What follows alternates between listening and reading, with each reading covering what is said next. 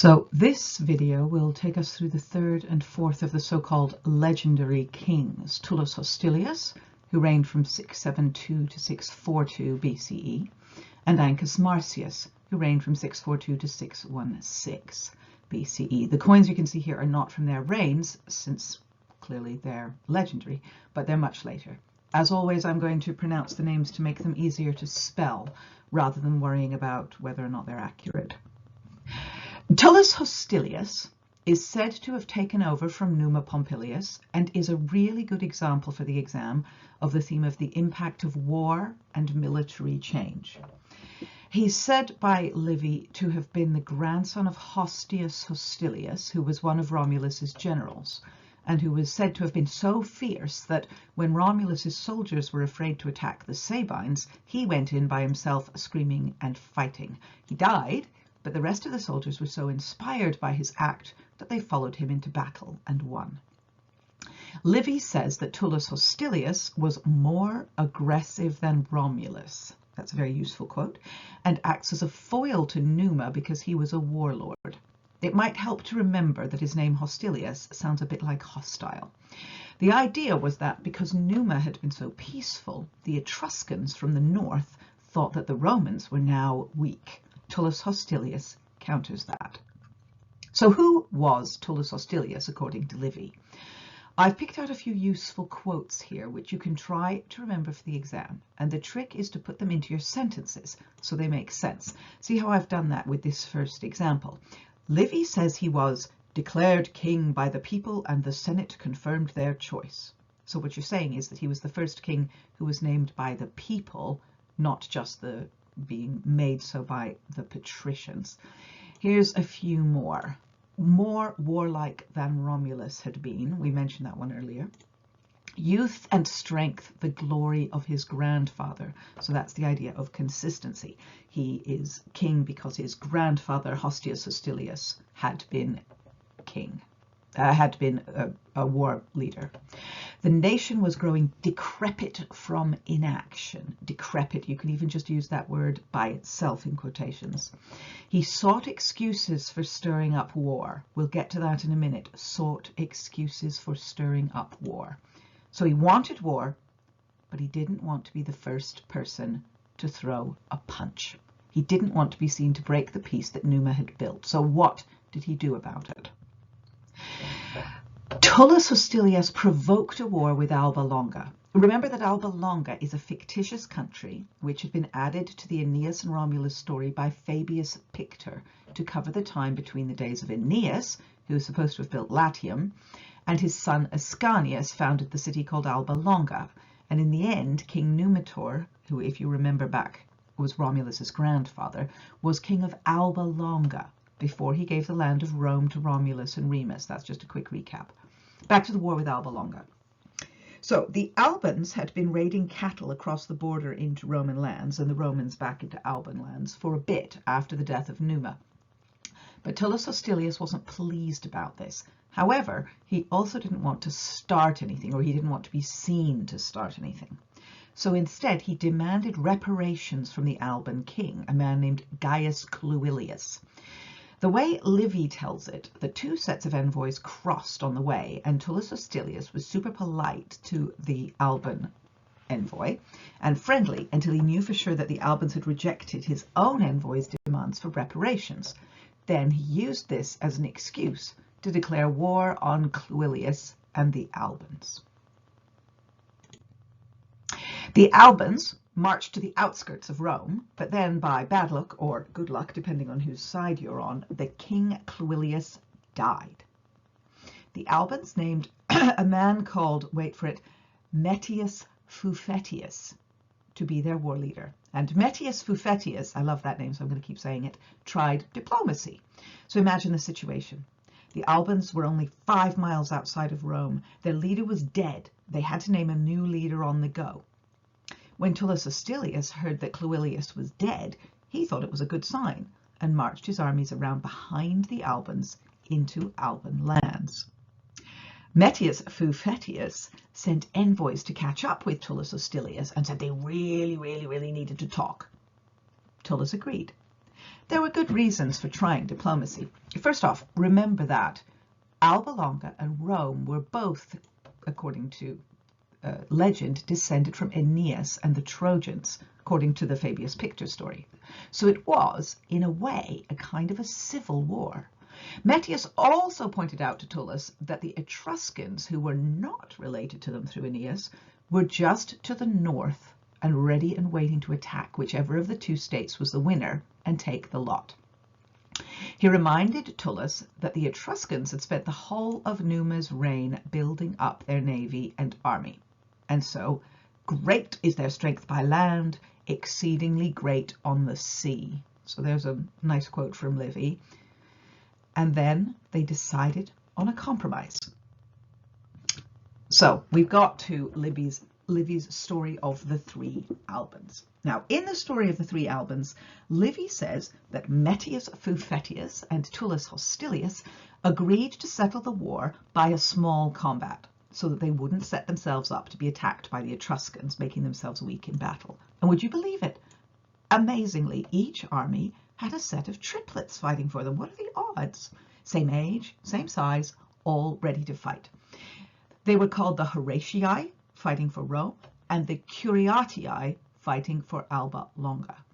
So the two groups made a treaty which said that whichever set of triplets won the fight would win the war for their state. And so the triplets got off to battle. Livy gives a really detailed account of the fight, which is really worth reading. But the long and the short of it is that two of the Roman twins died really quickly. And so Alba thought they had it in the bag. But the last remaining Horatii triplet, Horatius, these names are also similar, was still feeling good. So he started to run around to try to tire that Alban triplets out. Basically, he kited them around the battlefield. All three of the Alban triplets were injured in slightly different ways, so they ended up attacking him one by one, just like in a movie, and he beat them one after another. So Rome won.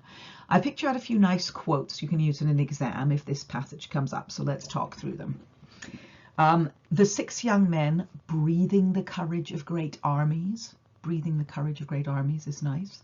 Clash of shields and a flash of glittering blades is an idea of how exciting Livy's storytelling is. Bloody wounds. One of them had nearly overtaken him. He was flushed with victory, so Horatius dispatched the second. And so the third one was a beaten man when he faced his, quote, triumphant foe.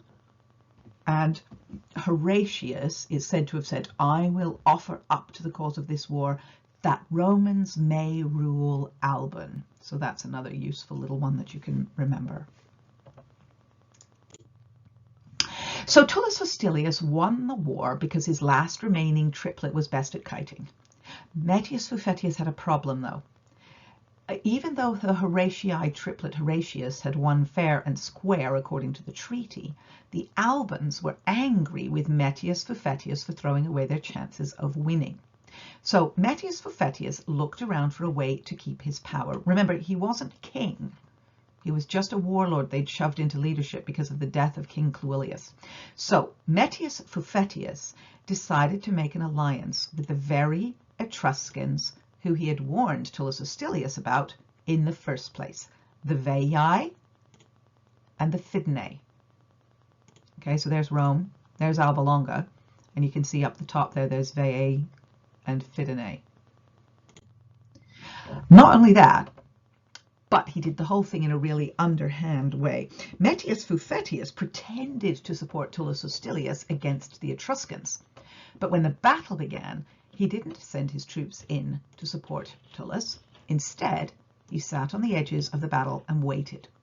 Tullus Hostilius was so angry that he beat the Etruscans all by himself.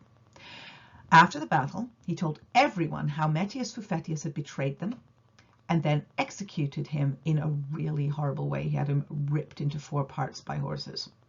Very unpleasant because, well, people. And that was the end of Alba Longa, because after the execution of Metius Fufetius, the Albans were resettled in Rome. This is important because, remember, we are talking about myths. there is no archaeological evidence for the existence of Alba Longa, as we saw back in the first bit of the course about the foundation stories. Fabius Pictor probably invented Alba Longa to fill in that 400-year gap between the foundation of Lavinium in 1150 and that of Rome in 753 BCE. So basically, the gap between the imaginary Aeneas and the imaginary Romulus was filled with the imaginary Alba Longa. So since there was no Alba Longa, this story of Tullus Hostilius winning wars and assimilating Alba Longa into the real Rome allowed Livy to conveniently destroy the fictitious city and assimilate the other half of the Trojan story into the Romulus timeline. So basically, he finds a way to retcon the Aeneas myth. What else did Tullus Hostilius do? You'd think that would be enough, wouldn't you? Well, Tullus Hostilius is a good example of the impact of war and military change because his focus on warfare brings Alba Longa into Roman citizenship. But we have two other areas that you can use to show what Tullus Hostilius did for Rome. Livy says he introduced the idea of being able to appeal a sentence after a judgment in court. Remember that Horatii triplet Horatius? Well, when he got home, he committed a terrible crime. He killed his sister. She'd been engaged to marry one of the Horatii triplets from Alba Longa. Not a coincidence at all. No, no, no. And so she was very upset when her brother came home having killed him. So she wept and tore her hair. He was so angry, he said, well, go join him then, and killed her too. Tullus Hostilius knew that he really ought to execute Horatius the triplet for being a murderer, but he also knew that the people thought Horatius was a hero for saving them all from war. So he, cowardly, decided to make two of his patrician judges pass sentence instead. They obviously found him guilty because everyone had seen him happen, so what else could they do? But the people were so angry about it that they demanded he have another trial. They had to let this happen or there would have been rioting, so Horatius, the triplet and sister killer, was freed on appeal. So this was a legal initiative as an example of the impact of war and military change, a legal initiative. Tullus also did a bit of political development. He gave land to homeless citizens and built farms and settlements. This meant that there was a need for more new districts, which meant more paperwork. So he built a new, larger Senate house called the Curia Hostilia. Tullus reigned for 32 years. Most of that time he spent fighting wars, just not against the Etruscans, but also against the Sabines, who were literally part of the Roman people. The Romans were a bit tired of this, especially because Tullus Hostilius was not at all religious. In fact, he was very dismissive of religion and said that Numa was a bad king for being so religious and not protecting Rome with better warriors. And the people were beginning to long for peace, especially when plague struck Rome, and Tullus Hostilius wouldn't let the soldiers rest or return to their families when their families got sick. So this caused civil unrest, and people began to criticize Tullus and remember how wonderful peace under Numa Pompilius had been. Then Tullus got sick himself. He was scared, understandably, so he tried to do some of Numa's religious ceremonies in the hopes of healing himself and fixing things. But he didn't really know what he was doing, so he tried to follow the instructions that Numa had left, but he got it wrong and was struck by lightning and died. The people said, if Tullus Hostilius had done his ceremonies correctly like Numa told us to, none of this would have happened. So before we move on, let's just recap the similarities and differences between Numa and Tullus, because similarity and difference is also an element in the exam that you might come up in the questions. So Tullus was Roman from a military family, while Numa was Sabine and didn't want to be king at all. Numa had no war during his reign and used the temple of Janus to control Rome's warlike nature. Tullus, on the other hand, loved fighting and spent his entire reign at war with someone or other. Numa was pious, he was religious. He built temples, he wrote down religious ceremonies and rituals. He expanded the number and power of priests, brought the Vestal Virgins into the Roman Forum, and created the triple god Mars Romulus Quirinus. Tullus thought all religion was a waste of time, at least until he needed it, which was when it was too late. Numa was diplomatic, using his religious reforms to convince neighboring people not to attack Romans because they were so godly and good. Tullus protected Rome using war. He built soldiers.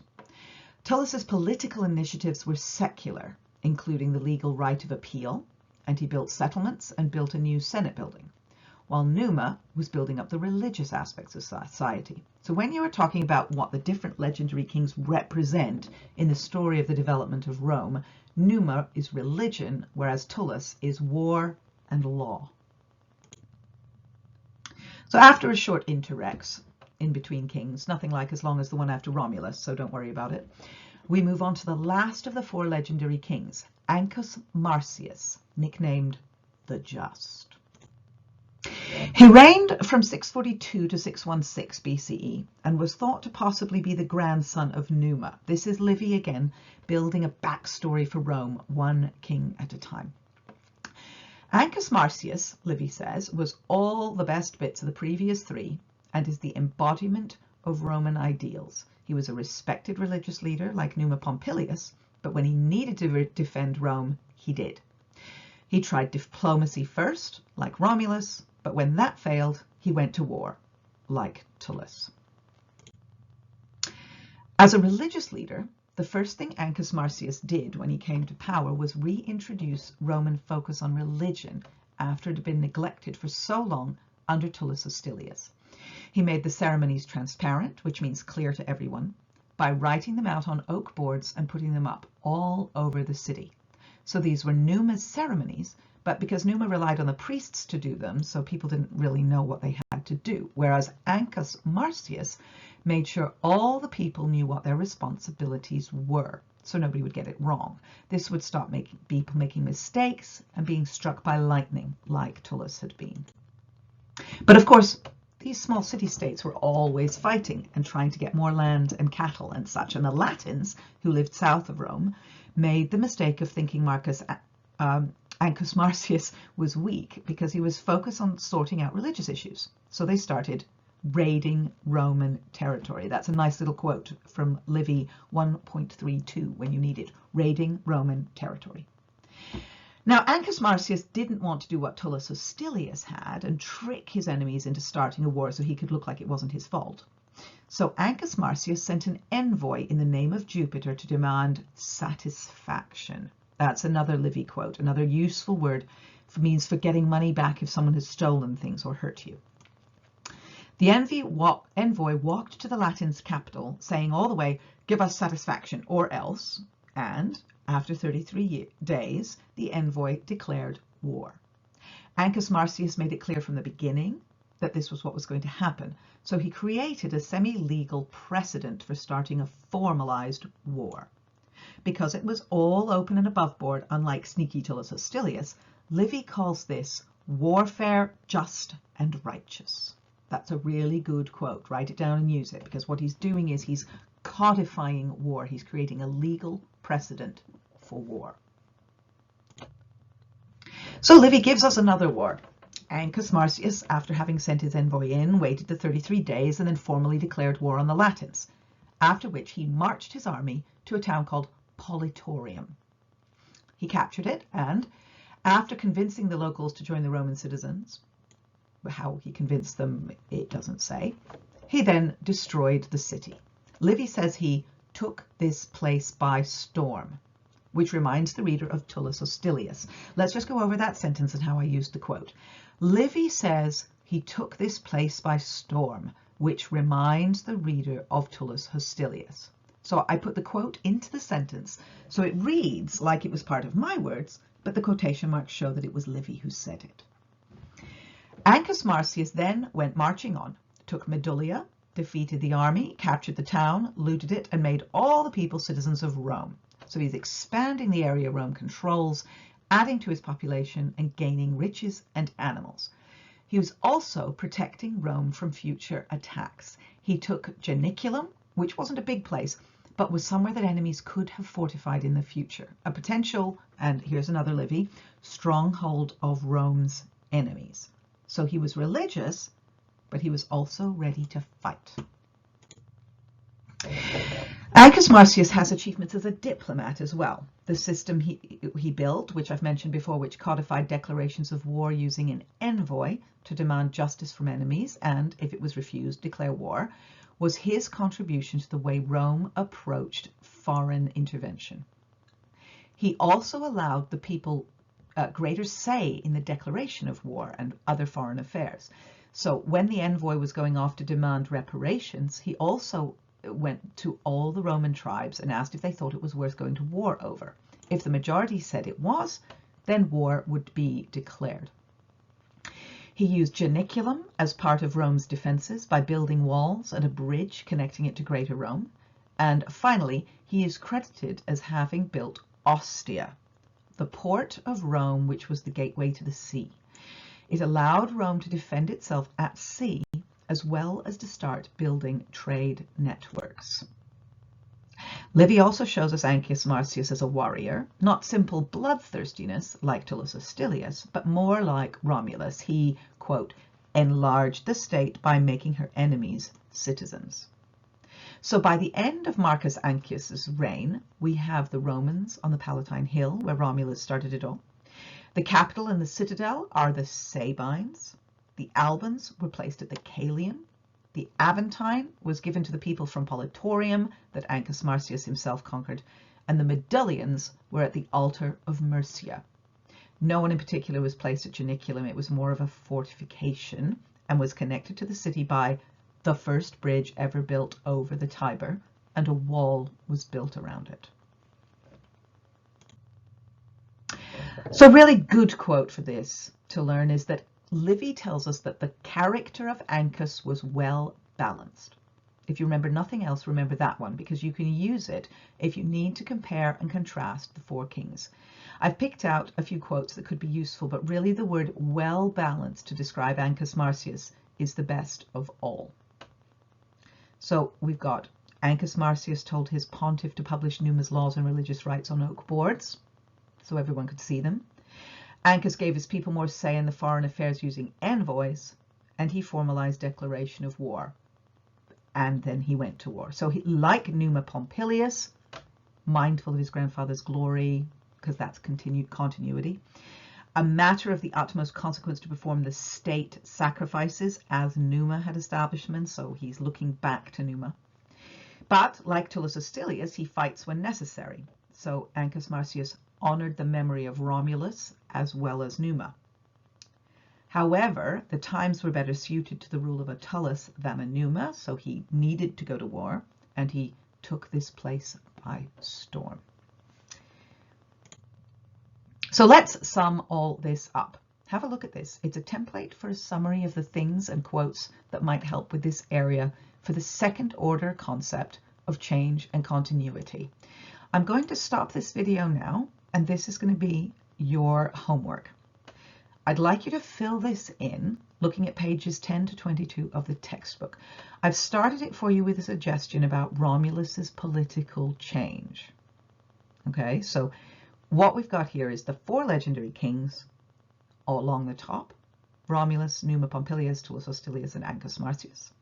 And down the side, we've got areas of contribution: political change, social and religious change, warfare, and military change. So fill out those sections for now. For the moment, leave out how significant this is to Roman development. We'll talk about that next time.